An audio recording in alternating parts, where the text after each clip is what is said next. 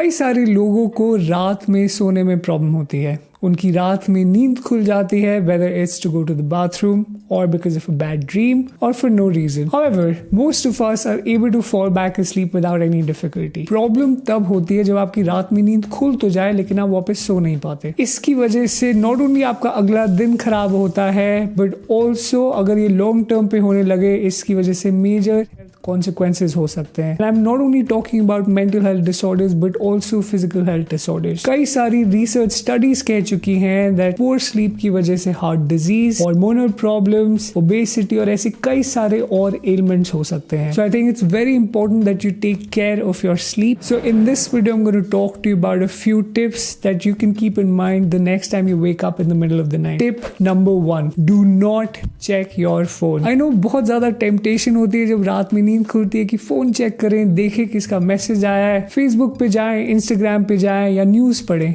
ये बहुत टेम्पटेशन होती है but it's very important that ये आप ना करें। फोन की जो ब्लू लाइट होती है वो आपको ब्रेन को सिग्नल करती है that it's time to wake up and एक बार आपने फोन उठा लिया उसके बाद तो नींद आने से रही। So do not check your phone, keep your phone away from your bed at all times. Tip number 2, this one's gonna sound a little surprising but hear me out.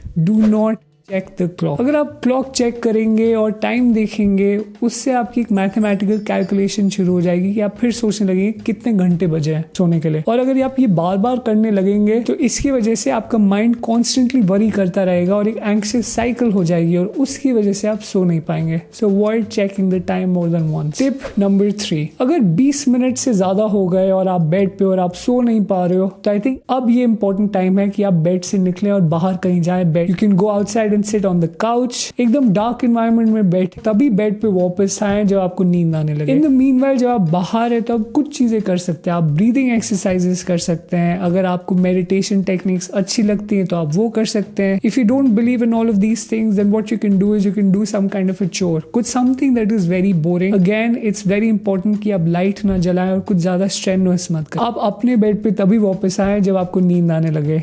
Not only this will help you fall back asleep on the same night, but it will also help train your mind to associate your bed with sleep. Tip number 4, कई सारे लोग क्या करते हैं जब वो रात में उठते हैं बाहर जाते हैं तो फ्रिज में पानी पीने जाते हैं और एक बार पानी पीते हैं उन्हें कुछ खाना दिखता है तो खाने भी लग जाते हैं। बहुत इंपॉर्टेंट है कि आप ये सब ना करें क्योंकि एक बार आप खाने लग जाएंगे तो उसके बाद आपको वापस सोने में बहुत प्रॉब्लम होगी। अगेन आपकी बॉडी को एनर्जी मिलेगी और उसको लगेगा that it's time to break your fast. So it's very important कि आप ये ना करें and do not eat anything in the middle of the night, only eat at the set time. Tip number 5, अगर आपका ये सब ट्राई करने के बाद भी आपको नींद ना आए then I think it's very important that you carry out your day like you normally would. आप उसी समय पे काम पे जाएं, उसी समय पे खाना खाएं. Do not compensate your lost sleep with an afternoon or an evening nap. आप दोपहर या शाम को सो के अपनी नींद पूरी मत करें। I mean, आप खुद ही सोचिए, अगर आप शाम या दोपहर को सोएंगे तो फिर रात को क्या होगा? जी हाँ, आपको रात को फिर से नींद नहीं आएगी and ये एक vicious cycle फॉर्म हो जाएगी और आपकी पूरी स्लीप साइकिल डिस्टर्ब हो जाएगी। So again